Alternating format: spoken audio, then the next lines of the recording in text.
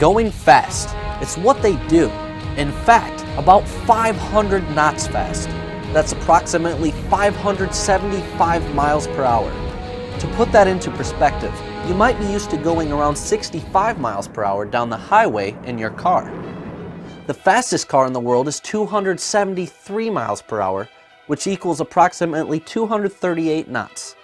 Most people couldn't dream of going that fast, but for fighter pilots, it's reality.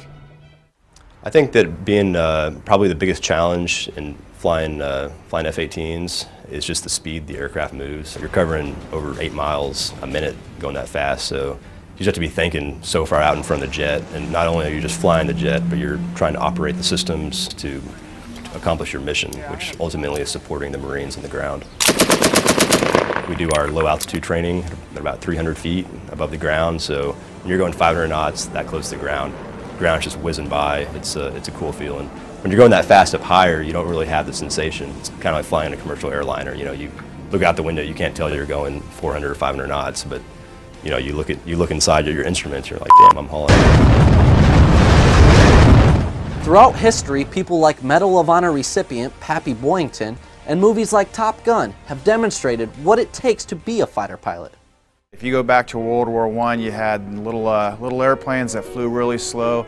You started off with guys that were just taking pictures of the battlefield, so stuff that we do with satellites now, if you kind of think about it that way. So those things evolved to pilots bringing handguns and shooting each other with rifles and pistols to finally mounting a machine gun on the top of those airplanes. Fast forward to World War II, you got high-powered, prop-driven airplanes that are pretty soon going to transform into the first jets in that time frame. So now you have guys going out, dropping bombs on bad guys, and then maybe doing a lot of aerial combat.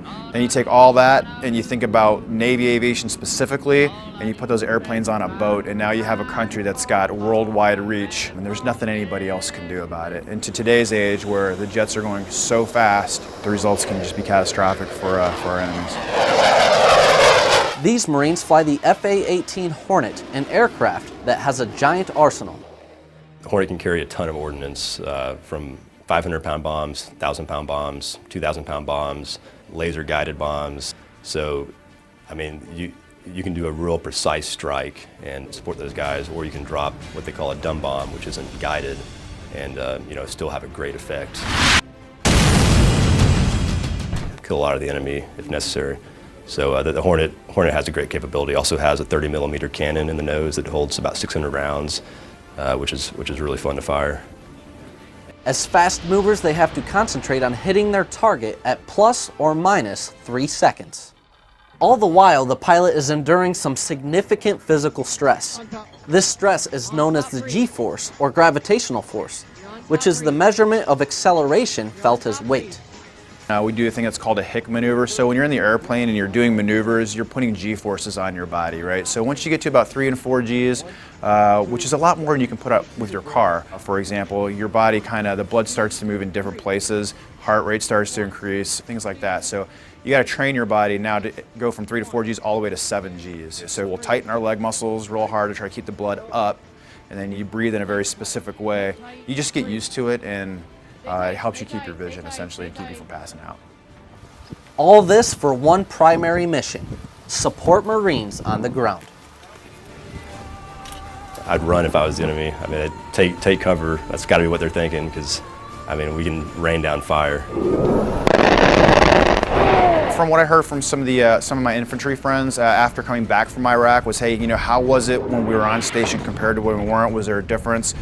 Basically what they all told me is once they can hear the jet noise on station, they don't come out, they don't fight, they go hide. So just imagine if you were 7 foot tall, 400 pounds, and you were fighting kindergartners.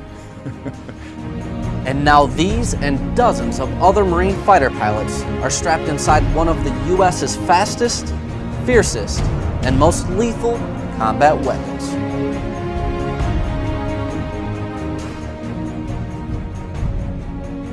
Miramar Tower, this is Thermal Actual. Mission accomplished.